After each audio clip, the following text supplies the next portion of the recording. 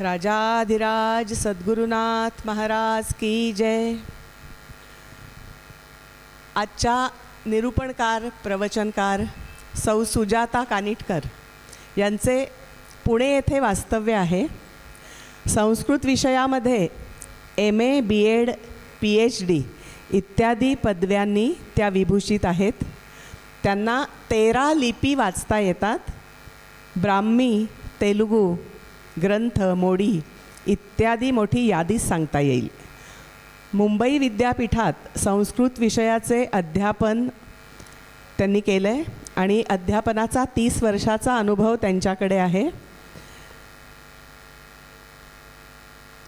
त्यांच्या UCGच्या हस्तलिखित प्रोजेक्टला डॉक्टर अब्दुल कलाम पुरस्काराने सन्मानित केले आहे। त्यांच्या सहवासात आल्यावर विद्या विनयेन शोभते याची प्रचिती येते। स्वामी सुबोधानंद चिन्मय मिशन यांच्या प्रवचनांवर पुस्तके, प्रकरण ग्रंथ आणि भगवद्गीता यावरील 38 पुस्तकांचे काम पूर्ण केले आहे त्यांनी। त्याच्या अनेक आवृत्त्या प्रकाशित झाल्या आहेत। सध्या उपनिषदांवर त्यांचं काम चालू आहे। प्रसाद प्रकाशन पुणे यांच्या वाल्मिकी रामायण प्रकल्पात सध्या अयोध्या कांडावर काम सुरू आहे आणि श्रीमद भगवद्गीता, दासबोध यावर अभ्यास वर्ग सुरू आहेत।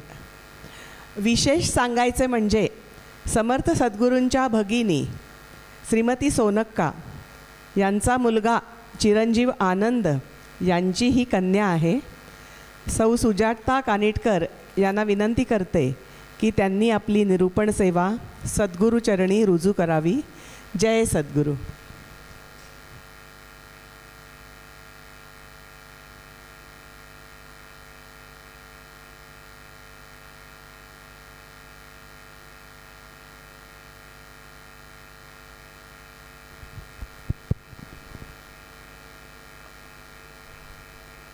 सुजाताताईंना आम्ही सर्वांनी विनंती केली।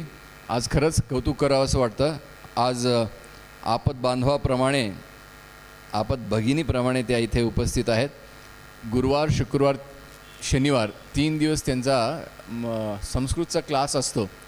तर शनिवारी इथनं जावं आणि रविवारी पूर्ण दिवस सर्व मुलांना त्यांनी सांगून ठेवलं होतं, पण काही कारणास्तव म्हणजे अनारोग्यामुळं विद्यावाचस्पती श्री उमाकांत भट येऊ शकले नाहीत। तर आम्ही त्यांना विनंती केली की तुम्ही कृपया थांबावं आणि प्रवचनाची सेवा परत रुजू करावी। बघते म्हणून सांगून आढावेढा न घेता ते सर्व मुलांचे क्लासेस आज सकाळी 8:30 पासून 5:15 पर्यंत मी इथं पाहिलं त्यांना। म्हणजे क्लास संपून परत लवकर खोलीला जाऊन आल्यात ते इथे। म्हणजे सकाळी 8:30 वाजेपासनं ते आत्ता 5:15 5:30 पर्यंत त्या क्लासच घेत होत्या। मध्ये जेवणालासुद्धा उठल्या नाहीत। म्हणजे केवढं कमिटमेंट असतं कुठल्याही एका गोष्टीचं, शिकण्यासारखी गोष्ट आहे। मी गुरुभगिनी ज्ञाना अथणी यांना विनंती करतो। ज्ञानमाला अथणी त्यांनी येऊन त्यांना पुष्पसमर्पण करावं आणि स्वागत करावं।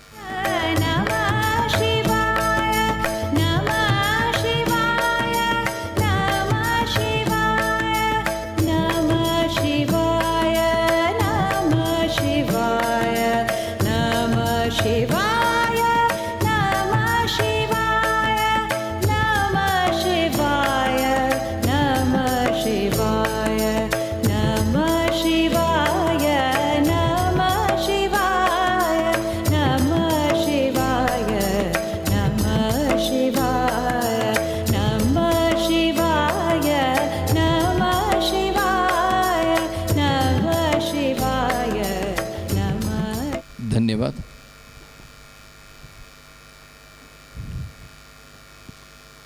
सुजाताताईंना विनंती करतो की त्यांनी आपली प्रवचन सेवा प्रारंभ करावी।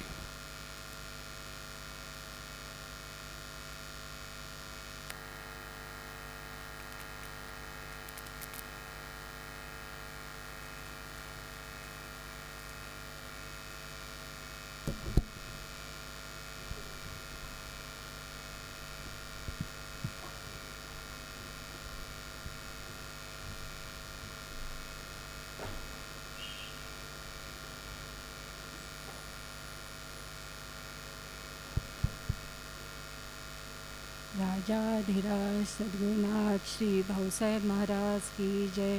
राजाधिराज सद्गुरुनाथ श्री सिद्धरामेश्वर महाराज की जय। राजाधिराज सद्गुरुनाथ गणपतराव महाराज की जय। राजाधिराज सद्गुरुनाथ महाराज की जय। ब्रह्मानंदं परमसुखदं केवलं ज्ञानमूर्तिं द्वन्द्वातीतं गगनसदृशं तत्त्वमस्यादिलक्ष्यम् एकं नित्यं विमलमचलं सर्वधी साक्षिभूतं भावातीतं त्रिगुणरहितं सद्गुरुं तन्नमामि। गुरुर्ब्रह्मा गुरुर्विष्णु गुरुर्देवो महेश्वरः गुरुसाक्षात् परब्रह्म तस्मै श्रीगुरवे नमः। अनेन प्रियतां देवो भगवान् जानकीपतिः श्रीरामचन्द्रपूर्वेषाम् अस्माकं कुलदैवतं श्रोता वक्ता श्रीरामसमर्थ श्रीरामसमर्थ। जय जय रघुवीर समर्थ।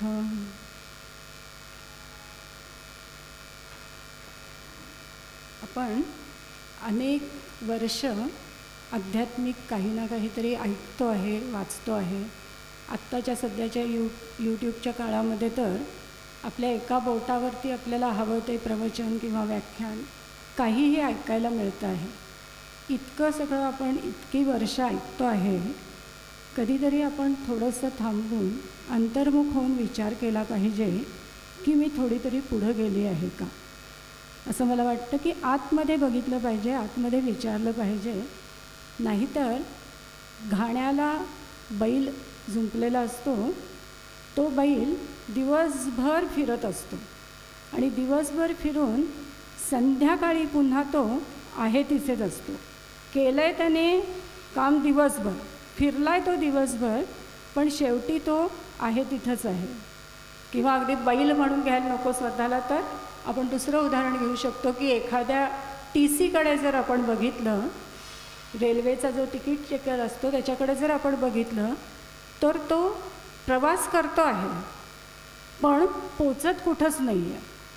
त्याला सांगितलं तू दिल्लीच्या गाडीमध्ये जा, तर तो दिल्लीच्या गाडीमध्ये जाण्यासाठी तयार आहे. अचानक सांगितलं नाही आता तुला बदललेलं आहे, तू हैदराबादच्या गाडीमध्ये जाऊन बस, तर तो त्या गाडीमध्ये जाऊन बसतो. त्याला काही फरक पडत नाही, कारण त्याला पोचायचं कुठंच नसतं, फक्त तो प्रवास करत असतो. तर आपण थोडंसं अंतर्मुख होऊन विचार केला पाहिजे की आपलं असं होत नाही आहे ना.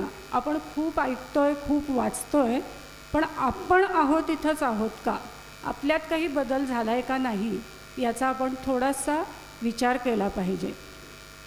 जेव्हा आपण आता समजा एखादा विषय, अगदी भागवताचं पारायण किंवा भागवत किती वेळा ऐकलं आहे तुम्ही, किती वेळा ऐकलं आहे असं जर विचारलं, तर समजा कोणीतरी सांगितलं मी 3 वेळा ऐकलं आहे, तर मी म्हणते तुम्ही फक्त 3 वेळाच ऐकलं आहे. माझं तर 3 वेळा वाचून झालं आहे, ऐकलं आहे तर मी कितीतरी वेळेला 10-11 वेळा तरी झालं असेल माझं.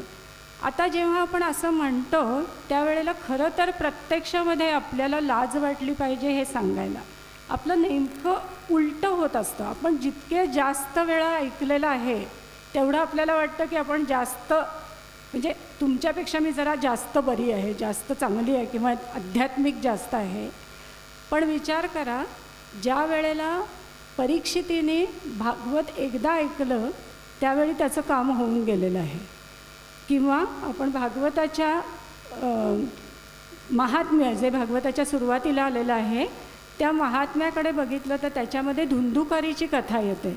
जो धुंदुकारी आयुष्यभर अतिशय वाईट, म्हणजे सांगता पण येणार नाही इतका वाईट वागलेला आहे, आणि तो मरण पावल्यानंतर त्या धुंदुकारीने जेव्हा भागवत, म्हणजे त्याच्या सूक्ष्म शरीराने जेव्हा भागवत ऐकलं त्यावेळेला त्याचं काम होऊन गेलेलं आहे.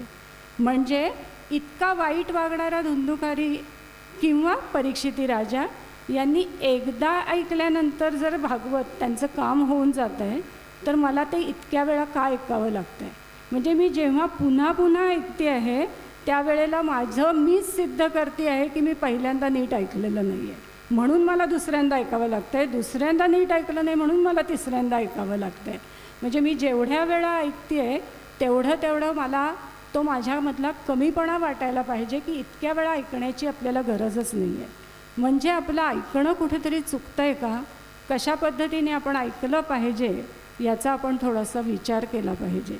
आणि बघा आता ज्या वेळेला आपण बाहेर जायचं आहे आपल्याला कुठेतरी, तर आपण घरामध्ये आवरतो आपलं सगळं, काय कपडे बदलायचे असतील, तोंडाला काय लावायचं असेल सगळं आवरतो आणि आपण बाहेर पडतो. समजा 3ऱ्या 4थ्या 5व्या मजल्यावर कुठेतरी आपण राहतो आहे, आवरलं आहे, आरशात बघून सगळं व्यवस्थित ठीकठाक आहे बघतो, फक्त 2, 3, 4 पावलं टाकल्यानंतर लिफ्ट असते. आपण लिफ्टमध्ये जातो आणि लिफ्टमध्ये गेल्यानंतर तिथे आरसा असेल तर पुन्हा एकदा आरशात बघतो आणि जरा ठीकठाक सगळं आहे ना, परत एकदा 3-4 पावलामध्ये काही बिघडलं असेल का खरं म्हणजे. पण आरसा दिसला की त्याच्यामध्ये बघायचं आणि जरा स्वतःला व्यवस्थित करायचं, ही आपल्याला सवय झालेली असते. आपल्या घरामध्ये महाराजांचे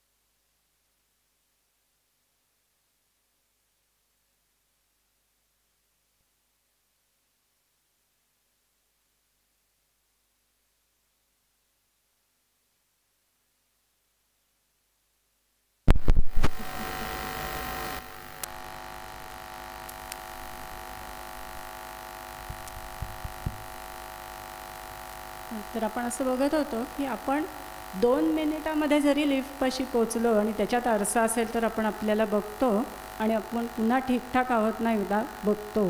तर आपल्या घरामध्ये ठेवलेले जे ग्रंथ आहेत महाराजांचे किंवा आचार्यांचे, संतांचे जे ग्रंथ ठेवलेले आहेत ते पण आरसे आहेत. आपलं मन बुद्धी शुद्ध आहे की नाही, जाता जाता आपण त्या ग्रंथांमध्ये डोकावून बघितलं पाहिजे आणि त्या ग्रंथांमध्ये जसं सांगितलेलं आहे तसं तसं आपल्यामध्ये बदल होतो आहे का नाही हे आपण जाता येता तपासून बघितलं पाहिजे. आणि म्हणून त्या ग्रंथांचं उघडून वाचणं, समजून घेणं आणि आचरणात आणणं ही तर एक गोष्ट आहेच, पण निदान बाहेर ठेवलेले असतील तर जाता येता त्या ग्रंथांकडे बघून त्यात काय सांगितलं आहे हे आठवून पूर्वी वाचलेलं तसं मी वागतोय का किंवा तसा माझ्यात बदल होतोय का हे आपण तपासून बघितलं पाहिजे. एक ॲडव्हर्टाईज असते बघा, आपण बघितलेले असेल, नेहमी येते पेपरमध्ये येते वगैरे, की बिफोर आणि आफ्टर मध्ये एक आपलं प्रॉडक्ट काहीतरी असतं. म्हणजे समजा इकडे एक केस नसलेला माणूस दाखवलेला असतो, मध्ये तेलाची बाटली असते आणि नंतर मग त्याला खूप केस आलेत असं दाखवलेलं असतं. किंवा एखादी स्थूल शरीराची स्त्री असते जाड अंगाची, मग काहीतरी त्यांचं एक प्रॉडक्ट असतं, ते तुम्ही वापरलं की तुम्ही एकदम सडपातळ होऊन जाता. आता हे जेव्हा दाखवलेलं असतं तेव्हा बिफोर आणि आफ्टरमध्ये ते प्रॉडक्ट वापरलं आहे. तर आपण कुठलाही ग्रंथ वाचण्याच्या पूर्वी मी कशी होते आणि त्या ग्रंथाचा अभ्यास केल्यानंतर किंवा सद्गुरूंकडून ते ग्रंथ ऐकल्यानंतर मी काय झालं आहे ह्याच्यामध्ये बघितलं पाहिजे की आपल्यामध्ये बदल होत गेला आहे का नाही. हे खूप महत्त्वाचं असतं आणि त्यावेळेला तो जो अभ्यास आहे किंवा हे जे ऐकणं आहे ते खऱ्या अर्थाने ऐकणं होऊ शकतं असं मला वाटतं. आपण पारायण करतो. कालच अलकाताईंनी त्याचा छान अर्थ सांगितला की पारायण सगळेच जण करतात पण त्याच्यामध्ये किती जण परायण असतात. तर अयन या शब्दाचा अर्थ आहे रस्ता, मार्ग, वाट किंवा एक अर्थ कोशामध्ये असा मिळतो की घर. आता पारायण हा शब्द तयार झालेला आहे पार जाणे, पलीकडं जाण्याचा रस्ता, पलीकडे जाण्याचा मार्ग. कशाच्या पलीकडं जायचं आहे आपल्याला, तर या भवसागराच्या पलीकडं जायचं आहे. तर मी जेव्हा हा ग्रंथ वाचते, कुठलाही ग्रंथ असेल तर तो ग्रंथ जेव्हा मी वाचते त्यावेळेला मला माझं उद्देश पाहिजे की त्या भवसागराच्या पार पलीकडं मी जाते आहे ना, निदान त्या दिशेने मी पुढे पुढे सरकते आहे ना, हे आपण प्रत्येक पारायणाच्या वेळेला तपासून बघितलं पाहिजे. असाच एक ग्रंथ आहे रामायण. शब्द तोच आहे राम आणि अयन. अयन म्हणजे मार्ग किंवा रस्ता, वाट असं. आता आपण बघितलं तर रामाकडे घेऊन जाणारी वाट किंवा रामाचं अयन म्हणजे रामाचं घर. तर जेव्हा मी रामायण वाचते त्यावेळेला मी रामाच्या वाटेवर जाते आहे का किंवा मी रामाच्या घरापर्यंत पोचली आहे का, घरात जाऊन पोचली आहे का, याचा विचार आपण केला पाहिजे. तेव्हा आपलं रामायणाचं वाचन जे आहे ते खऱ्या अर्थाने सार्थकी लागल्यासारखं होईल. आणि म्हणून त्या मार्गाने त्या वाटेने आपण चाललो आहे ना, हे प्रत्येक दिवशी प्रत्येक वाचनानंतर आपण स्वतः तपासून बघितलं पाहिजे. आता रामायणाचं काय, रामायण ग्रंथ तर आम्हाला सगळा तोंडपाठ आहे. कारण आपण कधीपासून रामायण आपल्या जीवनात आहे तर आपल्या नकळत्या वयामध्ये जेव्हा आपण आजीच्या मांडीवर डोकं ठेवलं होतं तेव्हा आजी आपल्याला रामायणातल्या गोष्टी सांगायची, बरोबर आहे. आणि आज आपल्या मांडीवरती आपली नातवंड डोकं ठेवत आहेत आणि आपण त्यांना रामायणातल्या गोष्टी सांगतो. म्हणजे मी स्वतः नात असल्यापासून आता माझ्या नातवंडांना गोष्टी सांगण्या रामायणातल्या इतका, म्हणजे जवळजवळ आयुष्यभराच्या काळा इतकं रामायण आपण ऐकतो आहे. पण या रामायणातून आपल्याला काही मिळालं का असा एक विचार सहज डोक्यात आला की राम खूप आदर्शवादी आहे, लक्ष्मणासारखं बंधुप्रेम, भरतासारखे त्याग बघावा तर रामायणामध्ये सगळ्याच गोष्टींचे आदर्श आहेत. याच्या आपल्या सर्टिफिकेटची त्यांना गरज नाही आहे, ते आहेतच तसे श्रेष्ठ. पण मी ज्या वेळेला रामायण वाचते त्यावेळेला मी त्यातून काही घेते का, माझ्या जीवनात मी रामायणाच्या वाचनानंतर काही बदल करते का, असा एक सहज विचार मनामध्ये आला. आणि मग एक एक पात्र अशी डोळ्यासमोर यायला लागली आणि मग विचार सुरू झाला की त्यांनी काय केलं आहे आणि मला काय करता येईल, असा एक विचार डोक्यात आला. पहिल्यांदा शबरी डोकावली. शबरीकडे बघितल्यानंतर आपण शबरीचं जीवन, रामायणाच्या गोष्टी कथा सगळ्यांना माहिती आहेत त्यामुळे रामायण सांगत नाही आहे, पण त्यातनं आपल्याला काही घेता येतं का किंवा कसा विचार करता येईल असं एक माझे विचार, माझी बाजू जी आहे ती मी मांडते आहे. की शबरीच्या जीवनाकडे जर आपण बघितलं तर आपल्याला माहिती आहे की शबरी 8-9 वर्षाची होती, भिल्ल राजाची मुलगी होती, राजकन्या होती ती.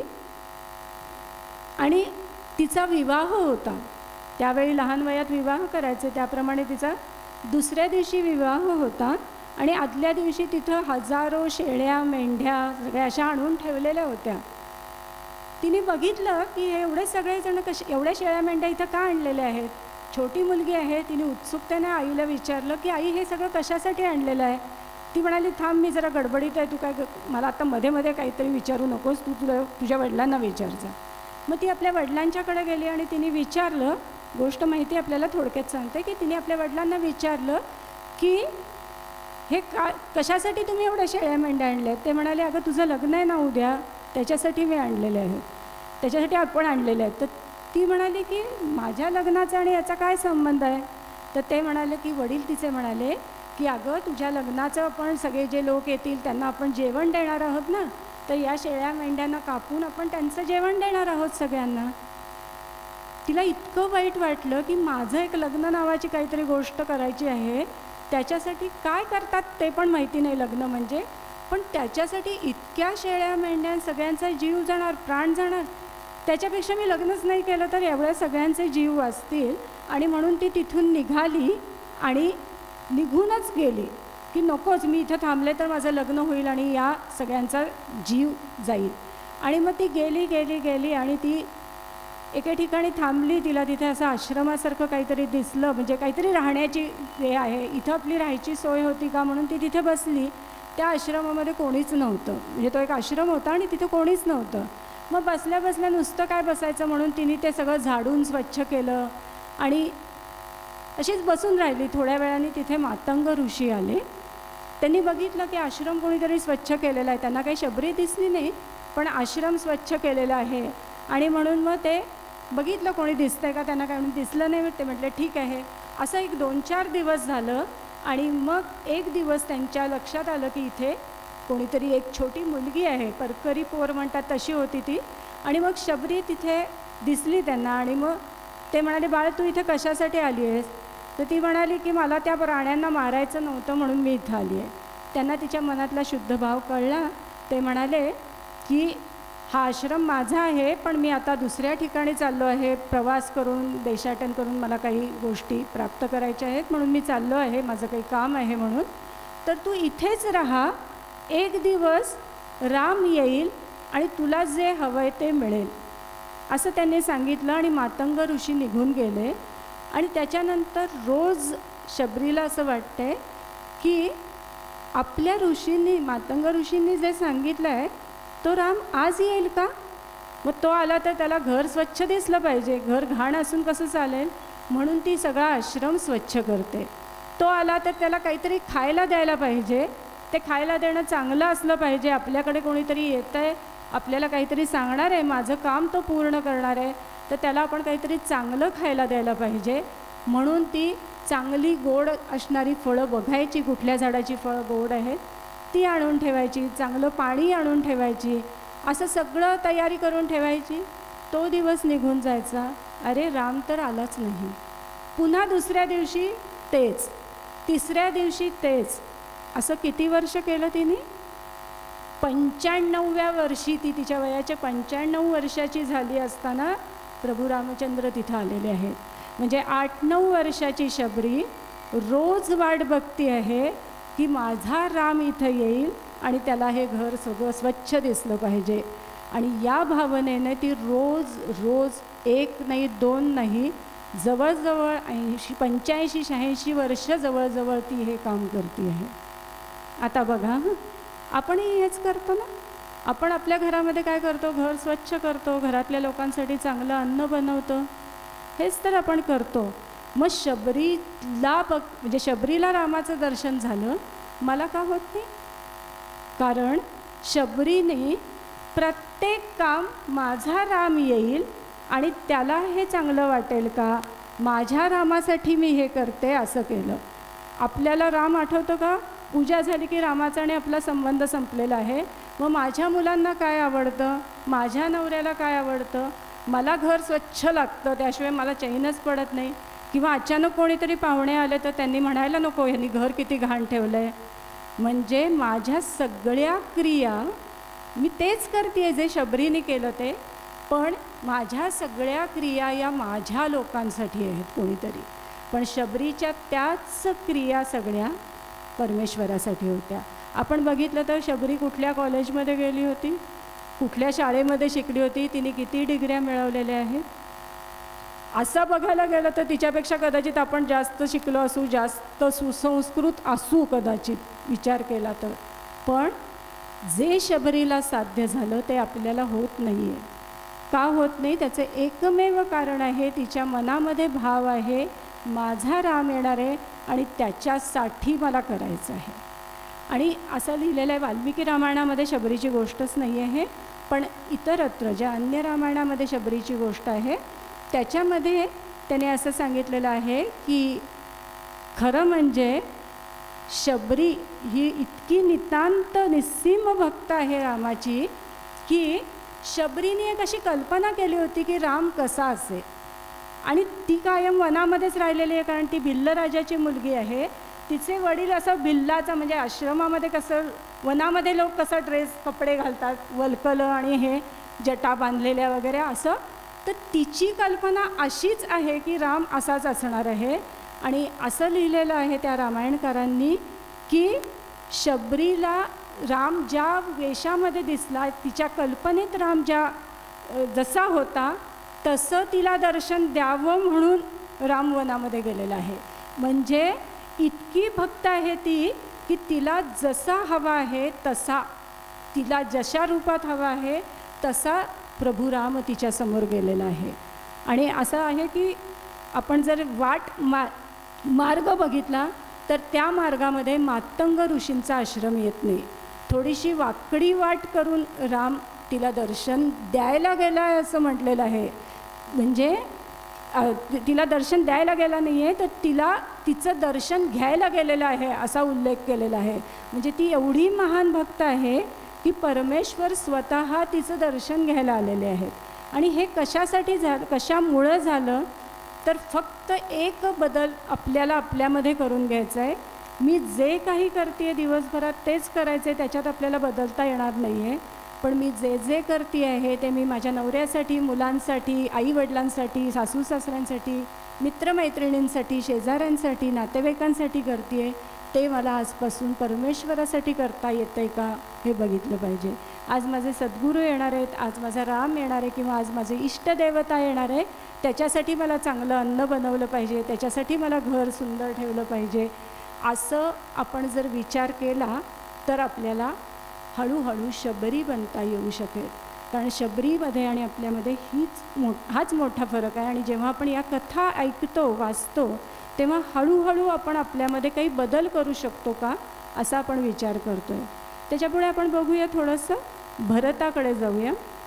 भरत हा रामाचा अत्यंत भक्त आहेत, सगळेच भक्त आहेत. हे रामाचा लहान भाऊ आहे. आणि काही वेळेला आपण जर रामायण वाचायला लागलो तर आपल्या लक्षात येईल की काही वेळेला आपण बघितलं तर भरत जो आहे तो रामापेक्षा सुद्धा काही वेळेला काही प्रसंगांमध्ये श्रेष्ठ वाटतो.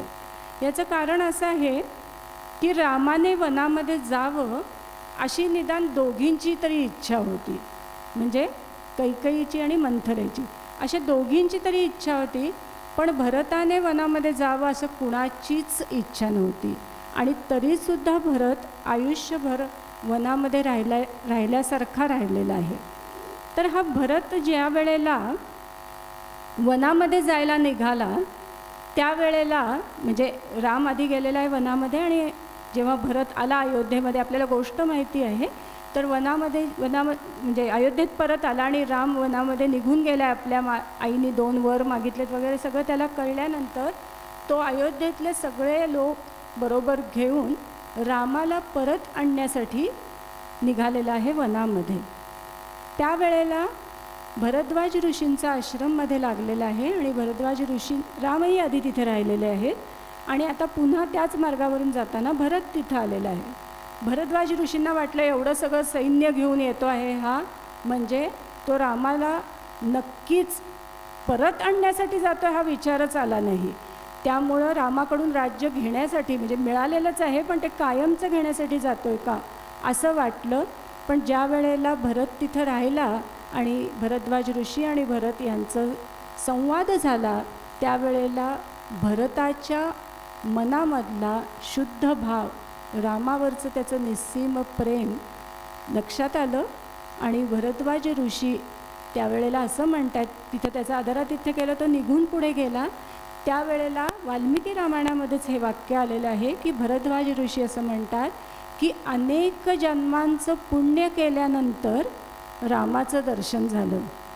म्हणजे माझ्या अनेक जन्माची पुण्याही फळाला आली आणि प्रभू रामचंद्र इथं आले आणि मला रामांचं दर्शन झालं.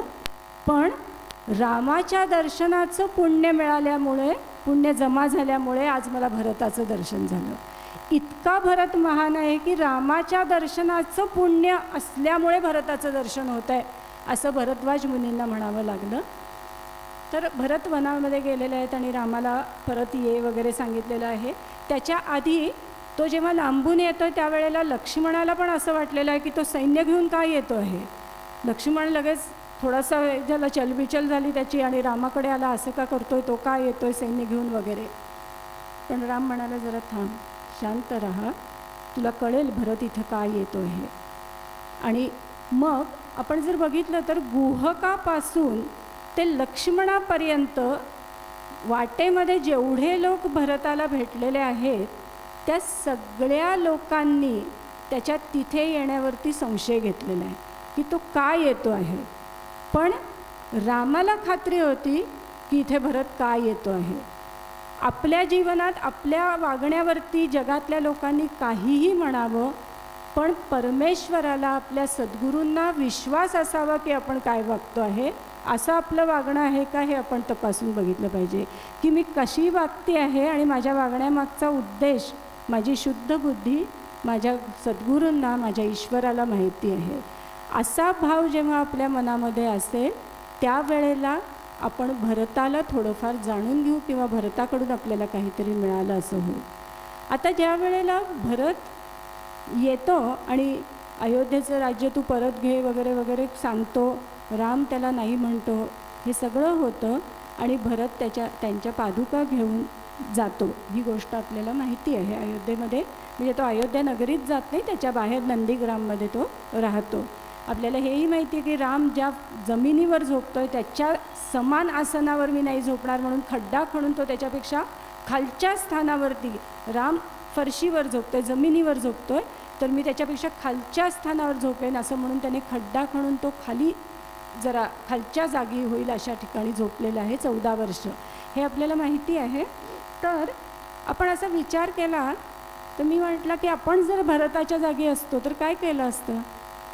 एक वेळ प्रयत्नपूर्वक किंवा काहीतरी अगदीच आदर्शवादी किंवा खूप पुण्याई असेल तर आपण रामाला बोलवायला जाऊ, तू ये बाबा, तुझंच राज्य आहे, तूच घे, तू राज्याचा अधिकारी आहेस वगैरे म्हणू. पण जर रामाने सांगितलं की नाही, मी राज्य घेणार नाही, मी राज्यावर येणार नाही आणि 14 वर्ष तूच हे राज्य केलं पाहिजेस, असंच जर आपल्याला रामाने सांगितलं तर आपण काय म्हणू, येऊन बसू ना राज्यावरती, करू ना राज्य, कारण रामानेच सांगितलेलं आहे असा विचार करू. त्या मिळालेल्या राज्याचं, रामाने स्वतः दिलेल्या राज्याचा सुद्धा त्याग करून राहणं ही केवढी महान गोष्ट आहे. तिथं भरताच्या मनामध्ये विचार हा आहे की हे राज्य रामाचं आहे आणि त्याने मला सांभाळायला दिलेलं आहे. आता आपल्या जीवनामध्ये आपण असं बघू शकतो की मला जे काही दिलेलं आहे सद्गुरूंनी, ईश्वरांनी, ते मला सांभाळायला दिलेलं आहे. हे सगळं त्यांचं आहे, यातलं काहीही माझं नाही आहे. जे काही मला मिळालेलं आहे हे त्यांचं आहे आणि त्यांचं मी फक्त सांभाळणार आहे. जसं भरताने राज्य रामाचं आहे म्हणून सांभाळलं, त्याने त्याच्यावर कधीच अधिकार दाखवला नाही.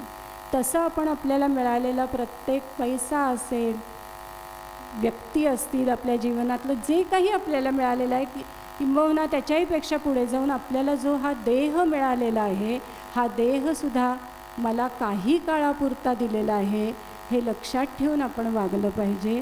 तर आपल्याला थोडंसं भरताकडून काहीतरी घेता येईल. त्यानंतर आपण थोडंसं पुढे जाऊया. सुग्रीवाचा जर आपण विचार केला, असं एक एक पात्राकडून आपल्याला थोडं थोडं काही घेता येतं आहे का असं आपण बघतोय. खरं तर खूप गोष्टी आहेत, खूप सांगण्यासारखं किंवा खूप इतक्या सखोल त्याच्यामध्ये विचार झालेला आहे आणि त्यांच्या वागण्यातून म्हणजे प्रत्येक पावलापावलावर त्यांच्या वागण्याचं, त्यांच्या बोलण्यातून आपल्याला घेण्यासारखं काहीतरी आहेच. पण तरीसुद्धा आपण थोडंसं पुढे जाऊया. आपण जर सुग्रीवाचा विचार केला तर सुग्रीवाचा विचार जरासा आपल्याला दिलासा देतो की हां हे जरा बरं आहे, हा आपल्यासारखंच आहे. कारण राम आणि लक्ष्मण जेव्हा सुग्रीवाच्या तिथे आले, अर्थात नगरीमध्ये जातच नव्हते रामचंद्र, पण जेव्हा बाहेर आले त्यावेळेला सुग्रीव त्यांना भेटायला गेलेला आहे आणि त्यांनी सांगितलं की वाली मला खूप त्रास देतो आहे, त्याचाच भाऊ आहे तो वाली आणि तो मला खूप त्रास देतो आहे वगैरे. आणि मग रामाची मदत मागितली, रामाने मदत केली आणि वालीचा संहार केला, वालीला ठार मारलं. आणि त्यांनी सांगितलेलं की हे तुझं काम झाल्यानंतर तू ये आणि सीतेच्या शोधासाठी मला मदत कर. असं त्यांच्यामध्ये संवाद झाला आणि त्याप्रमाणे राम गेलेले आहेत तिथं आणि त्यांनी वालीचा पराभव केलेला आहे. आणि नंतर ते येऊन राहिलेले आहेत तिकडे त्यांच्या जागी. आणि सुग्रीवानी राज्य मिळालं आणि राज्य उपभोगायला सुरुवात केली. सुग्रीवाला विस्मरणच होऊन गेलं की आपण रामाला शब्द दिला होता आणि रामाला सांगितलं होतं की मला राज्य मिळाल्यानंतर किंवा माझं काम झाल्यानंतर मी तुला मदत करेन किंवा येईन तुझ्या इथं. आणि तो विसरून गेला आणि सुखोपभोगामध्ये रममाण झाला. राज्य मिळालेलं आहे, आरामात राज्य करतो आहे, छान आनंद घेतो आहे त्याचा आणि सगळ्या उपभोगांमध्ये बुडून गेलेला आहे. आता ज्या वेळेला आपण विचार करतो त्या आपल्या स्वतःच्या जीवनाकडे बघतो तेव्हा आपल्या लक्षात येईल की आपणही असंच करतो का? जेव्हा संकट येतं त्यावेळेला आपण परमेश्वराकडे मदत मागतो, सद्गुरूंकडे मदत मागतो आणि जेव्हा ते संकट दूर होतं त्या क्षणी आपण सुखोपभोगात रममाण होऊन जातो. त्यांनी जे सांगितलेलं आहे, त्यांनी जी साधना सांगितली असेल, उपासना सांगितली असेल, ग्रंथवाचन सांगितलं असेल ते आपण तेवढ्या निष्ठेने करतो का? तर त्यामुळे सुग्रीव जो आहे तो बहुतेक वेळेला आपलं प्रतिनिधित्व करतो की काम झालं की विस्मरण आणि नंतर आपल्या सुखभोगामध्ये आपल्या दैनंदिन कामामध्ये मग्न होऊन राहणं. तर सुग्रीवाकडच्या या वागण्यातून आपण सावध राहायला पाहिजे. आपण लक्षात ठेवलं पाहिजे की मी कुठल्याही परिस्थितीत असले, कशीही असले, सुखाचा दुःखाचा प्रतिकूल अनुकूल कसेही परिस्थिती प्रसंग येऊ देत, मी सद्गुरूंना विसरता कामा नये, त्या ईश्वराला विसरता कामा नये. त्याची नित्य आठवण मला राहिली पाहिजे. थोडंसं पुढे जाऊया. आपण बघूया बिभीषणाकडे. बिभीषण हा रामाच्या म्हणजे रावणाचा भाऊ आहे, लंकेमध्ये राहिलेला आहे, सत्ता रावणाची आहे, सगळं रावणाचं ऐकतो आहे आणि म्हणजे रावणाचाच भाऊ असल्यामुळे रावणाच्या आधिपत्याखाली आहे खरं म्हणजे तो. आणि तरीसुद्धा त्याने रामाला मदत केली आहे, रामाकडे आलेला आहे, रामाचा शिष्य, रामाचा भक्त म्हणून तो तिथे आलेला आहे. तर आपल्या जीवनामध्ये सुद्धा अशा प्रतिकूल गोष्टी आपण अर्जुनाचं जर बघितलं भगवद्गीतेच्या वेळचा प्रसंग तर युद्धभूमीवर रणभूमीवर रणांगणावरती तो उभा ठाकलेला आहे आणि किती तिथे आवाज असेल, किती शत्रू सैन्य समोर उभं आहे, मारायचं आहे, कशी परिस्थिती कसा प्रसंग आहे. पण ज्या वेळेला भगवंतानी उपदेश करायला सुरुवात केली त्यावेळेला एकाग्रतेनं एकतानतेनं त्याने ती संपूर्ण उपदेश ऐकलेला आहे. मध्ये मध्ये अत्यंत सखोल शंका विचारलेल्या आहेत आणि त्यांचं निरसन करून घेतलेलं आहे. म्हणजे आजूबाजूची परिस्थिती पूर्णपणे विसरून गेलेलं आहे आणि भगवंताच्या उपदेशाकडे जीवाचे प्राणांचे कान करून तो ऐकतो आहे. म्हणजे परिस्थिती जी आहे ती कायम आपल्याला अनुकूल असेल असं नाही. आपल्यावरती घरातल्या लोकांचं म्हणजे आपण कारणं देतो ना, घरातल्या लोकांना नाही आवडत किंवा वेळच नाही मिळत, माझ्यावरती इतक्या जबाबदाऱ्या आहेत, इतकी कामं आहेत माझ्यावरती की मला हे शक्य नाही होत, अशी सगळी जी कारणं देतो आपण. तर आपण त्यावेळेला बिभीषणाला अर्जुनाला आठवावं की त्यांच्या आजूबाजूला किती प्रतिकूल परिस्थिती आहे. आपण संतांच्या बाबतीत बघितलं तर आपल्याला हेच उदाहरण बघायला मिळतं की रामदास स्वामी विवाहाच्या वेळेला विवाहस्थळापासून पळून गेलेले आहेत, निघून गेलेले आहेत. तर ते म्हणतात की बरं झालं माझा विवाह झाला नाही, त्यामुळं मला संपूर्ण वेळ परमार्थासाठी देता आला. आपण जर एकनाथ महाराजांचं बघितलं तर एकनाथ महाराज काय म्हणतात, बरं झालं परमेश्वरा मला अनुकूल पत्नी दिलीस, त्यामुळं मला प्रपंच करता करता परमार्थ करता आला. तर त्यामुळं अनुकूल पत्नी मिळाल्यामुळं मला परमार्थ करता आला असं एकनाथ महाराजांनी सांगितलं. आणि त्याच्या पुढे जाऊन तुकाराम महाराज म्हणतात, बरे झाले कर्कशा पत्नी दिली, कर्कशा भांडण करणारी कलखोर पत्नी दिली, त्यामुळं मला प्रपंचामध्ये लक्षच घालावं असं वाटलं नाही आणि मला परमार्थ करता आला. आता बघा, तिघांच्या परिस्थिती पूर्णपणे वेगळ्या आहेत. एकांचा विवाह झालेला नाही आहे, एकांना अनुकूल पत्नी जे असेल ते मिळाले आणि एकाला अत्यंत प्रतिकूल मिळालेलं आहे. आपल्या जीवनात या तीनपैकीच एक पर्याय असणार आहे. एकतर विवाह झाला नसेल, अनुकूल तरी असेल आपला पती किंवा पत्नी जोडीदार, किंवा प्रतिकूल असेल. पण तरीही तिघांनाही परमार्थ करायला जमला, मग आपल्याला का जमत नाही? तर आपण काही ना काहीतरी कारणं शोधत बसतो. बिभीषणाच्या जीवनाकडे जर आपण बघितलं तर बिभीषण अत्यंत प्रतिकूल परिस्थितीमध्ये, किंबहुना रामाच्या शत्रूच्या राज्यात राहतो आहे. शत्रूचा तो मंत्री आहे आणि म्हणजे रावणाचा मंत्री आहे, आणि तरीसुद्धा तो जसं म्हणजे रामाला शरण आलेला आहे आणि रामाने सांगितलं आहे त्याप्रमाणे तो वागलेला आहे. म्हणजे परिस्थिती कशीही असू देत, आपल्याला प्रतिकूल असू देत किंवा अनुकूल असू देत, आपण आपल्या ध्येयापर्यंत किंवा आपल्याला जे सद्गुरू ईश्वर यांच्या चिंतनामध्ये राहता येऊ शकतं, असं विभीषण सांगतो. थोडंसं पुढे जाऊन आपण जर लक्ष्मणाकडे बघितलं तर लक्ष्मणाचं जे जीवन आहे ते तर रामाबरोबरच आहे. म्हणजे राम आणि लक्ष्मण यांना आपण वेगळं कधी बघितलेलंच नाही आहे. आपण एक वेळ सीतेला म्हणजे रामाला सीतेशिवाय राहिलेलं बघितलेलं आहे. सीतेला जेव्हा वनामध्ये सोडलेलं आहे, तिचं त्याग केलेलं आहे, तेव्हा राम अयोध्येमध्ये सीतेशिवाय राहिलेला आहे. त्यानंतर ज्या वेळेला सीता भूमीमध्ये गेलेली आहे त्याच्यानंतर राम राहिलेला आहे आणि राज्य केलेलं आहे त्यांनी. पण ज्या वेळेला लक्ष्मणाने देह संपवला स्वतःचा, त्यावेळेला लक्ष्मणाशिवाय मी एक क्षणभरही राहू शकत नाही असं म्हणून राम ताबडतोब शरयू नदीच्या इथे गेलेले आहेत आणि शरयू नदीमध्ये त्यांनी आपला देह समर्पित केलेला आहे. म्हणजे सीतेशिवाय राम राहिलेला आहे, पण लक्ष्मणाशिवाय राम राहू शकलेले नाहीत. इतका लक्ष्मणाचा आणि रामाचा सहवास आहे. लक्ष्मणाला तर रामायणामध्ये, माझ्या कल्पनेप्रमाणे अध्यात्म रामायणामध्ये असे लक्ष्मणाला बहिश्चर प्राण म्हटलेलं आहे. रामाचा बहिश्चर प्राण होता लक्ष्मण असं म्हटलेलं आहे. आता त्या लक्ष्मणाच्या बाबतीमध्ये मला स्वतःलाच एक शंका यायची. शंका म्हणजे एवढे आदर्श व्यक्तिमत्व आहेत, आपण त्यांच्यावरती चूक असं म्हणूच शकत नाही, पण मला कायम असा एक प्रश्न पडायचा की रामाने वडिलांच्या आज्ञेचं पालन केलं, बरोबर आहे, आणि तो वनामध्ये गेला. तर मोठा भाऊ हा वडिलांच्या समान असतो, वडिलांच्या स्थानी असतो.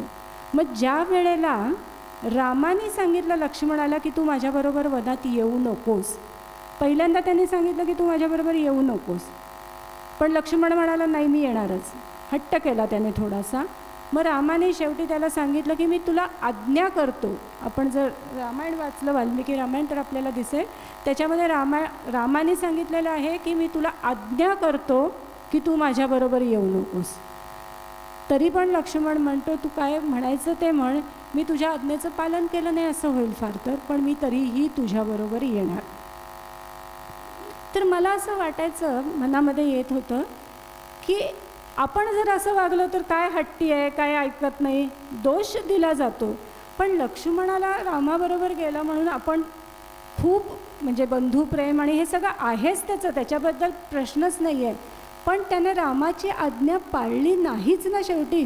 म्हणजे वडिलांच्या जागी असलेल्या ज्येष्ठ बंधूची आज्ञा पाळलीच नाही, असं होत नाही आहे का?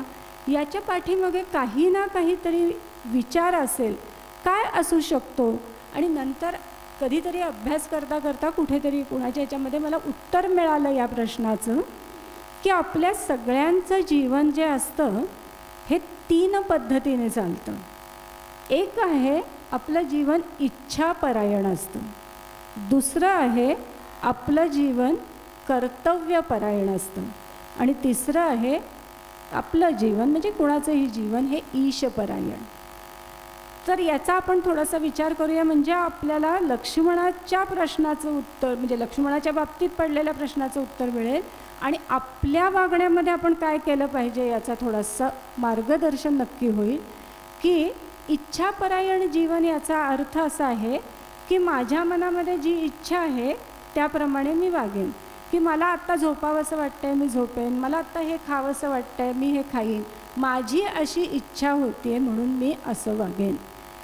या जीवनाला म्हणतात इच्छापरायण जीवन. जसं मला हवं आहे तसं मी वागेन. पण जेव्हा आपण कुटुंबामध्ये राहतो त्यावेळेला आपण बघतो की बऱ्याच वेळेला आपल्याला इच्छापरायण जीवन जगता येत नाही, आपल्याला कर्तव्यपरायण जीवन जगावं लागतं. कारण जेव्हा मी कुटुंबात राहते तेव्हा मला हे खावंसं वाटतं आहे, मला हे करावंसं वाटतं आहे म्हणून चालत नाही. आत्ता कुटुंबामध्ये काय आहे, सगळ्यांना काय अनुकूल आहे, सगळ्यांसाठी काय करायला पाहिजे तसं मी करेन आणि मी त्याप्रमाणे राहीन. माझी स्वतःची इच्छा मी प्रसंगी बाजूला ठेवेन. पण कुटुंबासाठी आत्ता जे करणं गरजेचं आहे किंवा त्या संदर्भात माझं जे कर्तव्य आहे ते मी करेन. आणि म्हणून आपण इच्छापरायण जीवन थोडंसं बाजूला ठेवतो आणि कर्तव्यपरायण जीवन जगण्याचा प्रयत्न करत असतो. असं आपल्याला सगळ्याच बाबतीत दिसतं की समाजात राहतो तर समाजाच्या दृष्टीने आपलं एक कर्तव्य आहे, एक समाजातील घटक म्हणून. तर तसं कर्तव्य करत राहणं ते आपलं सामाजिक जीवन आहे, हे कर्तव्यपरायण. राष्ट्राच्या दृष्टीने आपलं काय कर्तव्य आहे ते करणं हे आपलं कर्तव्यपरायण जीवन. तर आपण असं बघतो की इच्छापरायण जीवन बाजूला सारून आपण कर्तव्यपरायण जीवन जगत असतो. बरोबर आहे. त्याच्यामध्ये सुद्धा एक मजेशीर गोष्ट मला काल परवाच 1-2 दिवसापूर्वीच वाचायला मिळाली, मला खूप छान वाटली. थोडंसं विषयांतर होतं आहे पण तरीसुद्धा सांगते, याच शब्दाला जोडून आलेलं आहे म्हणून. की कर्तव्य आपण आयुष्यभर म्हणतो ना, मी कर्तव्य करतो आहे, याच्याबद्दल माझं कर्तव्य आहे, याच्या बाबतीत माझं कर्तव्य आहे आणि माझं कर्तव्य मला पार पाडलं पाहिजे. तर त्यांनी असा एक विचार मांडला जो खूप छान आहे. की त्यांनी सांगितलं कर्तव्य हे नेहमी फक्त स्वतःच्या बाबतीत असतं. कर्तव्य हे स्वतःच्या बाबतीत असतं आणि इतरांच्या बाबतीत आपलं जे असतं ती जबाबदारी असते. म्हणजे आता उदाहरणार्थ बघा, मला खूप भूक लागली आहे, तर माझ्या आईचं, माझ्या नवऱ्याचं, माझ्या मुलांचं, कुणाचं तरी माझ्यावरती खूप प्रेम आहे म्हणून ते जेवले म्हणून माझं पोट भरत नाही. बरोबर आहे. त्यांनी जेवण केलं कारण माझं खूप प्रेम आहे त्यांच्यावर, ते जेवले का आणि मी जेवले का एकच आहे असं होत नाही. जर मला भूक लागलेली आहे तर मला जेवण करावं लागतं. मी आजारी पडली आहे तर औषधाची गोळी दुसऱ्या कोणीतरी माझ्या प्रिय व्यक्तीने खाल्ली म्हणून मी बरी झाले असं होत नाही. म्हणजे औषधाची गोळी जर मला बरं व्हायचं असेल तर ती गोळी मलाच खावी लागते. असं जेव्हा मलाच जे करावं लागतं ते आपलं कर्तव्य असतं.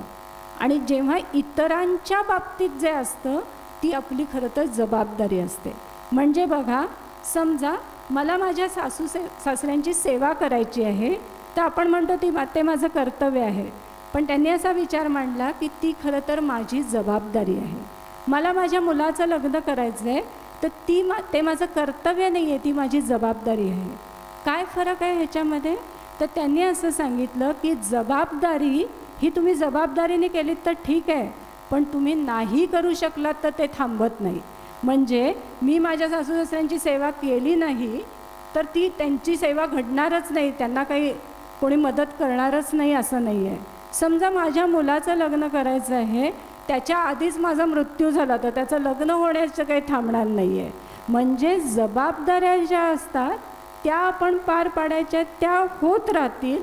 कर्तव्य जी असतात ती आपली आपणच करायची असतात. आणि मनुष्य जन्माला येऊन, या देहामध्ये येऊन आपलं सगळ्यात मोठं कर्तव्य काय आहे तर आपण मगाशी बघितल्याप्रमाणे भवसागराच्या पार आपल्याला जायचं आहे.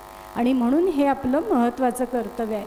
आपण आयुष्यभर माझं कर्तव्य संपत नाही, मला कर्तव्य करायचं आहे म्हणून मला वेळच मिळत नाही, हे जे कारण सांगतो ते कर्तव्य नाही. खरं आपलं कर्तव्य असं आहे की आपण आपला स्वतःचा उद्धार करून घेणं. बाकी सगळ्या जबाबदाऱ्या आहेत त्या जमतील तेवढ्या पार पाडाव्यात, पण त्या नाही मी पार पाडल्या तर त्या होणारच नाहीत अशा भ्रमात नक्कीच राहू नये. कारण त्या नाही मी पार पाडल्या तरी त्या व्हायच्या त्या होतच राहतात. तर असं हे एक जबाबदारी आणि कर्तव्याचा एक विचार खूप छान वाटला होता म्हणून सांगितला. तर आपण बघत होतो की इच्छापरायण जीवनापेक्षा श्रेष्ठ जीवन असतं कर्तव्यपरायण जीवन. आणि या कर्तव्यपरायण जीवनाच्या पेक्षाही श्रेष्ठ जीवन असतं ईशपरायण जीवन. आणि लक्ष्मणाने काय केलेलं आहे तर कर्तव्यपरायण जीवनापेक्षा श्रेष्ठ जे ईशपरायण जीवन आहे त्याचा अवलंब केलेला आहे. आपण का कर्तव्य करतो? भगवद्गीतेमध्ये भगवंतानीच त्याचं उत्तर सांगितलेलं आहे. कर्तव्य कुठपर्यंत करायचं? मलाही हा प्रश्न एकदा पडला होता की कर्तव्य संपल्यानंतर काहीतरी अभ्यास होईल, काहीतरी करता येईल, असं जर आपण म्हटलं तर आपल्या आयुष्यामध्ये कर्तव्य संपतात का हो? एक ना एक दिवस, म्हणजे मी घरात राहते तर घरच्यांसाठी स्वयंपाक करणं, घरच्यांची काळजी घेणं हे माझं कर्तव्य आहे असं आपण समजतो ना. मुलाबाळांची जबाबदारी जरी पार पडली, समजा आपण दोघंच राहतो तरीसुद्धा आपल्या नवऱ्यासाठी किंवा आपल्या बायकोसाठी जे काही करावं लागणाऱ्या गोष्टी आहेत त्या कराव्याच लागणार आहेत. मग असं जर बघितलं तर मरेपर्यंत कधीच आपलं कर्तव्य संपत नाही. आणि मग मला कधी वेळ मिळणार या सगळ्यातून माझी कर्तव्य पार पाडता पाडता? तर भगवद्गीतेने याच्यामध्ये उत्तर दिलेलं आहे. भगवद्गीतेच्या 3ऱ्या अध्यायातला 21 किंवा 22वा श्लोक आहे, ज्याच्यात भगवंतानी सांगितलेलं आहे की आपल्याला कर्तव्य कुठपर्यंत असतं. तर त्यांनी सांगितलं आहे जोपर्यंत आपल्याला प्राप्तव्य असतं. मला कुठलंच कर्तव्य नाही असं भगवंत म्हणत आहेत, कारण मला काही मिळवायचं नाही आहे. आपल्याला काहीतरी मिळवायचं आहे, प्राप्तव्य आहे. मला चांगली सून म्हटलं पाहिजे, मला चांगली बायको म्हटलं पाहिजे, मला चांगली आई म्हटलं पाहिजे, मला चांगली काय शिक्षिका असेल, चांगली काय काम करत असेल ते म्हटलं पाहिजे. असं जोपर्यंत मला वाटतंय माझं प्राप्तव्य आहे की मला काहीतरी चांगलं म्हणावं असं वाटतंय, तोपर्यंत माझं कर्तव्य आहे की ते मी करत राहिलं पाहिजे. ज्या क्षणी माझं प्राप्तव्य संपेल त्या क्षणी मला कर्तव्य राहत नाही. याचा खूप सूक्ष्म विचार आहे, कधीतरी करता येईल. तर आत्ता लक्ष्मणाने काय केलेलं आहे तर कर्तव्य काय आहे माझं? एक लहान भाऊ म्हणून मला वडील भावाची आज्ञा पालन केली पाहिजे आणि मला वनात न जाता इथं राहिलं पाहिजे. पण लक्ष्मणाला माहिती आहे तो शेष भगवंताचा अवतार आहे आणि त्याला माहिती आहे की राम म्हणजे प्रत्यक्ष ईश्वर आहे आणि म्हणून माझं जीवन हे ईशपरायणच असलं पाहिजे. भले मला कर्तव्य पूर्ण केलं नाही म्हणून पुढच्या काळामध्ये किंवा प्रभू रामचंद्र स्वतः कर्तव्य पालन न करणारा म्हणू देत, आज्ञापालन न करणारा म्हणू देत, दोष देऊ देत, नावं ठेवू देत, काय वाटेल ते म्हणू देत, पण मी ईशला, माझ्या ईशला सोडणार नाही. याला म्हणतात ईशपरायण जीवन. जेव्हा मी माझ्या सद्गुरूंना, माझ्या ईश्वराला कोणत्याही परिस्थितीत सोडणार नाही, मग मला घर सोडून जावं लागलं, कुणी मला नावं ठेवली, चांगलं म्हटलं, वाईट म्हटलं, काहीही म्हणू देत, पण मी माझ्या ईश्वराला सोडणार नाही. मी माझी कर्तव्य एक वेळ सोडून देईन पण ईश्वराला सोडून देणार नाही. म्हणजे असा प्रसंग जेव्हा येतो की कर्तव्य करायचे का ईश्वराला पकडायचे, त्यावेळेला कर्तव्य बाजूला ठेवून मी ईश्वराला पकडेन, अशी जेव्हा आपल्या मनाची वृत्ती होते, तयारी होते, त्यावेळेला ते ईशपरायण जीवन असतं. आणि लक्ष्मणाचं जीवन हे असं ईशपरायण जीवन होतं. आणि म्हणून आपण लक्ष्मणाकडून हे शिकलं पाहिजे. लक्ष्मण आपल्याला हे सांगतोय जाता जाता की तुम्ही काहीही झालं तरी त्या ईश्वराला सोडू नका. जसं त्याने आयुष्याच्या शेवटच्या क्षणापर्यंत रामाला कधीही सोडलं नाही. मग राम वनामध्ये जाऊ दे नाहीतर राजवाड्यामध्ये राज्य करू देत, त्याने त्याला कधीही सोडलं नाही. तो वनात जातोय म्हणून सोडून देईन, राज्य करतोय तर मी त्याच्याबरोबर राहीन, हा विचारच त्याच्या मनामध्ये आलेला नाही आहे. त्याच्या पुढे जाऊन आपण बघूया आपल्या सगळ्यांसाठी अतिशय मार्गदर्शक किंवा कायम आपण ज्याला स्मरणात ठेवलं पाहिजे असं म्हणजे हनुमान. हनुमानाचं जीवन जे आहे ते, हनुमान याला समानार्थी शब्द म्हटला तर संपूर्ण शरणागती. तर अशी संपूर्ण शरणागती आपल्या जीवनामध्ये असली पाहिजे. एक प्रसंग सांगते, कदाचित काही जणांना माहिती नसेल कारण आपल्या नेहमीच्या रामायणामधला नाही आहे. रामायण अनेक आहेत, अद्भुत रामायण आहे, अनेक रामायण आहेत. तर त्यातल्या एका रामायणामध्ये आलेला हा प्रसंग आहे, कदाचित काही जणांना माहिती नसेल. तर हनुमान कसा आहे किंवा आपण कसं असलं पाहिजे त्याचं एक छान गोष्ट आहे, सांगते की रामाचा राज्याभिषेक करायची वेळ आली. म्हणजे लंकेहून परत आलेले आहेत, रावणाचा वध केलेला आहे आणि राम सीता परत आलेले आहेत आणि आता अयोध्येचं राज्य रामाला मिळणार आहे.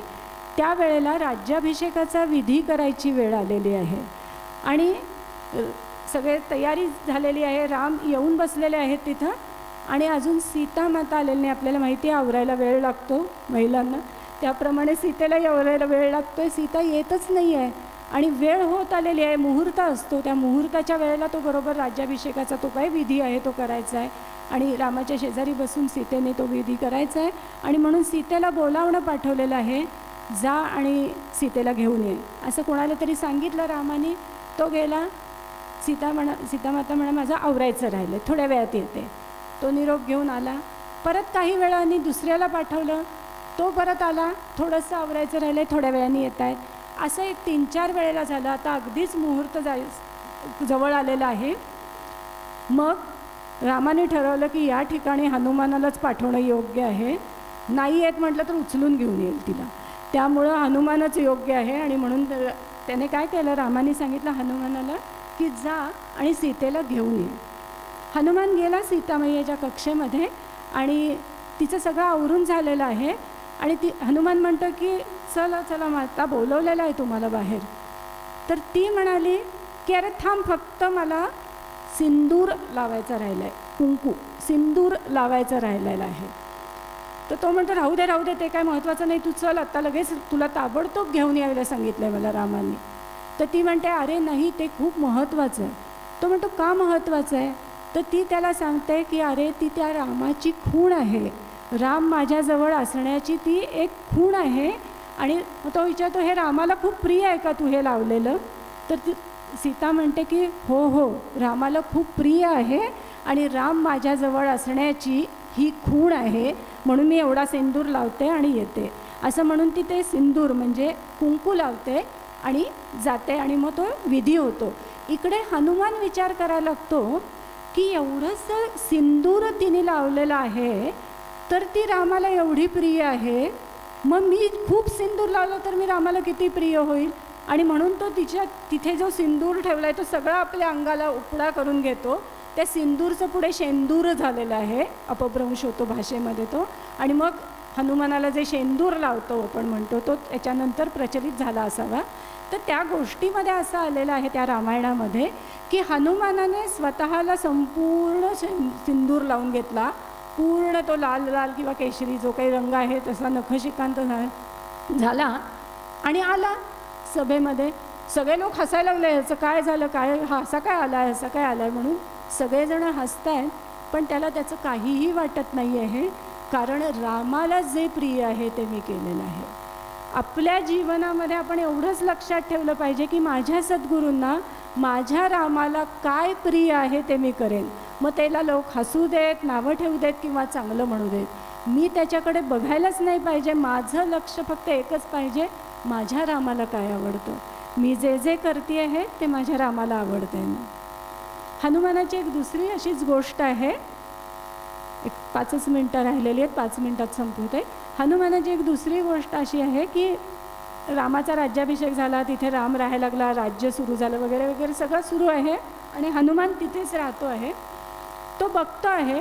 हे सगळं असं वेगवेगळ्या रामायणात आलेलं आहे. हां, तुम्ही वाल्मिकी रामायणात हे आहे का असं विचारलं तर नक्कीच नाही आहे. यातल्या काही कथा वाल्मिकी रामायणातल्या नाही आहेत पण अन्य रामायणातून आलेल्या आहेत. तर रामाकडे बघतो हनुमान, तिथेच असायचं सारखं, राम जिथे आहे तिथे तो बघत असतो. राम काहीतरी एक काढतो आणि त्याच्यावर काहीतरी रोज थोडंसं काहीतरी लिहितो आणि पुन्हा ते कपाटात आतमध्ये जसं काय त्यावेळी जे काय असेल व्यवस्थित ठेवण्याचं ठिकाण म्हणजे काय म्हणतो सुखरूप ठेवण्याचं ठिकाण अशा ठिकाणी काहीतरी ते ठेवतो. पुन्हा 2-3 दिवसांनी एखाद्या दिवशी काढतो आणि काहीतरी लिहितो आणि पुढे तिथे ठेवतो. हनुमानाला खूप उत्सुकता की राम हे काय लिहितोय. छोटीशी डायरी म्हणा आत्ताच्या भाषेत. त्या डायरीत तो काढतो, काहीतरी लिहितो, पुन्हा ते ठेवून देतो. काय लिहित असेल बरं हा. त्याला सारखं ती उत्सुकता आहे की हा काय लिहितोय काय लिहितोय. एके दिवशी त्याला राहवतच नाही. तो रामाला म्हणतो की आपण काय लिहित आहे ह्याच्यामध्ये. राम म्हणतो अरे काही नाही, असं काही नाही, तुझ्यासाठी काही नाही आहे, तू काही लक्ष देऊ नकोस. परत 2-4 दिवस जातात, ह्याला काही स्वस्त बसवत नाही. शेवटी तो विचारतोच की रामा मला सांग तू ह्याच्यामध्ये काय लिहितो आहेस. तर राम म्हणतो अरे गडबडीत आहे मी, मला आता जरा जायचं आहे राज्यकारभारात, काहीतरी बघायचं आहे, दरबारात जायचं आहे. नाही नाही आज तुम्ही मला सांगितल्याशिवाय मी सोडणार नाही. मग राम म्हणतो घे तुझं तूच वाच, मी याच्यामध्ये माझ्यावरती प्रेम करणाऱ्या माझ्या भक्तांची नावं लिहितो आहे. आज नावं लिहिलेली आहेत असं म्हणतो, नावं लिहितो आहे, लिहिलेली आहेत काही नावं असं म्हणतो. ते जे काही लिहिलेलं आहे ते त्याच्या हातात देतो आणि स्वतः निघून जातो. हनुमानाला वाटतं आपलं नाव असेल याच्यामध्ये, म्हणून पहिलं पान उघडतो, पहिल्या पानावरची यादी वाचतो, त्याच्यामध्ये त्याचं नावच नसतं.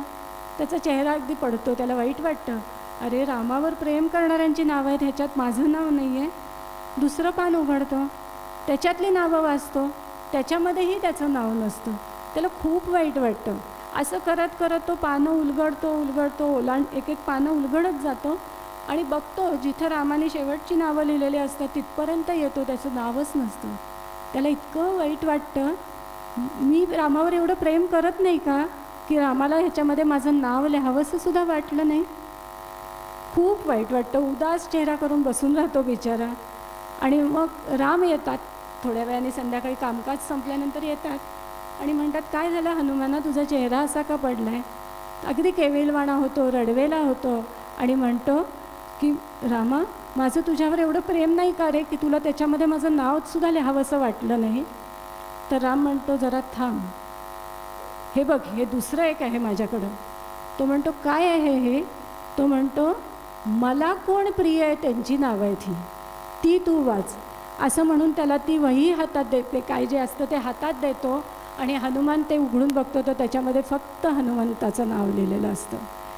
तर आपण सद्गुरूंवरती, आपण ईश्वरावरती प्रेम करू यात विशेष नाही, पण त्यांनी आपल्यावरती प्रेम करावं, त्यांनी आपल्याला लक्षात ठेवावं आणि भक्त माझा हा असाच असावा असं म्हणावं, असं वाटण्या इतकं आपलं वागणं आपण केलं पाहिजे. इतकी शरणागती असली पाहिजे. शरणागतीचं उदाहरण बघताना बघा, आपण एक छोटंसं बाळ असतं, लहान 5-6 महिन्यांचं, 7-8 महिन्यांचं बाळ असतं, त्याला त्याचे आई वडील कधीतरी खेळवताना असं वर उडवतात ना, असं उडवतात आणि घेतात.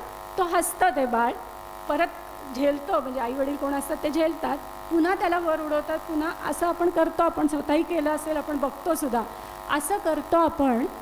त्यावेळेला त्या बाळाचं एक काळ असा असतो की तो पूर्ण अधांतरी असतो, त्याला कुठल्याही बाजूने आधार नाही आहे आणि तरीही ते बाळ हसत असतं, कारण त्याला माहिती आहे की खाली मला पकडणारं कोणीतरी आहे.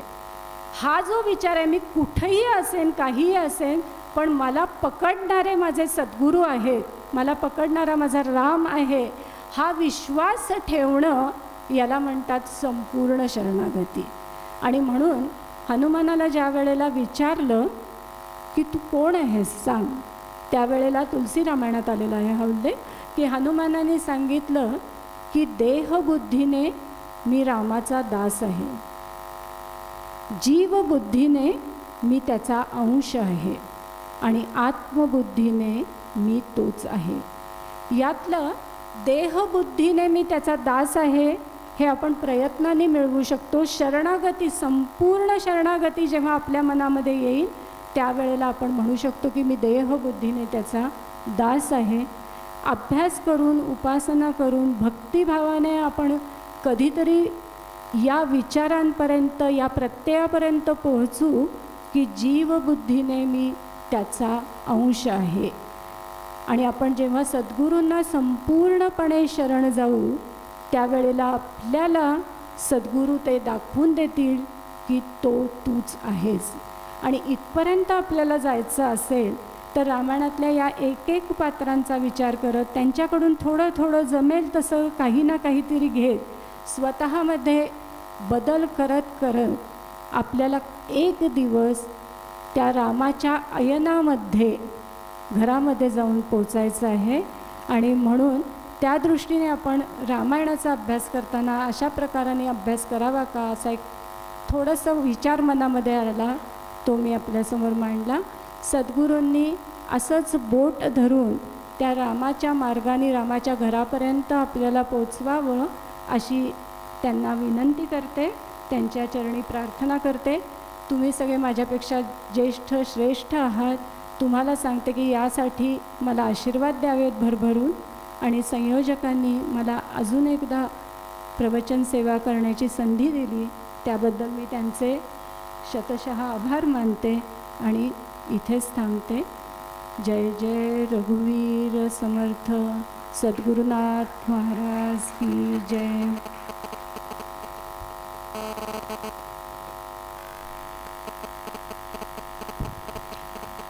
देहदृष्ट्या तदासोहम, जीवदृष्ट्या तदंशकः, वस्तु वस्तु त्वमेवाहम इति मे निश्चिता मतिः. रामायणातील अनेक पात्रांवरती प्रकाश टाकत ते आपल्या जीवनात कसं उतरवायचं, आपण ईशपरायण जीवन जगायला पाहिजे, इच्छापरायण जीवन नाही, अनेक दृष्टांत देऊन रामायणाचा आदर्श आमच्या डोळ्यासमोर ठेवलेला आहे. त्यानुसार आपलं मार्गक्रमण होऊ दे. त्यांनी येऊन आपली प्रवचन सेवा अशीच दरवर्षी इथे रुजू करू देत अशी मी त्यांना विनंती करत, आमच्या विनंतीला मान देऊन बाकीचं सर्व कामं ठेवून आपण इथे राहिलात. आणि म्हणजे फक्त प्रवचन सेवा नाही, बाकीचे पण आपण ऑब्झर्व केलं तर सकाळी भाजी चिरताना पण सर्वांबरोबर एकच होऊन खाली बसून, म्हणजे असं काही मी मोठी प्रवचन करते आहे, वक्ता आहे हा भाव न ठेवता आमच्याबरोबर सर्वांबरोबरच एक होऊन त्या इथे राहिलेल्या आहेत. दरवर्षी त्यांनी असं इथे यावं आणि आपली वाघरूपी सेवा महाराजांच्या चरणी प्रस्तुत करावी अशी मी त्यांना विनंती करून आम्हा सर्वांतर्फे श्री समर्थ सद्गुरू गणपतराव महाराज कन्नूर शांतिकुटीर ट्रस्टतर्फे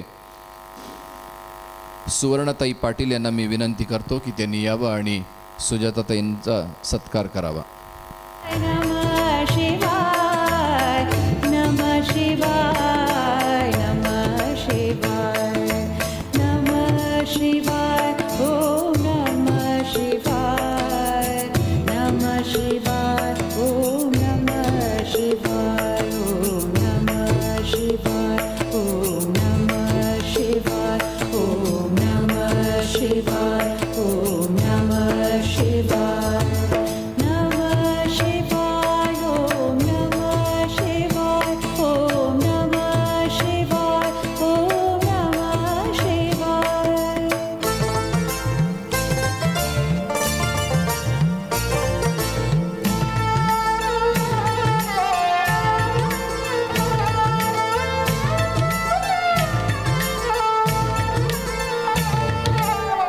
नमः शिवाय, ओम नमः शिवाय, ओम नमः शिवाय, नमः शिवाय, ओम नमः शिवाय, नमः शिवाय, नमः शिवाय, नमः शिवाय, ओम नमः शिवाय.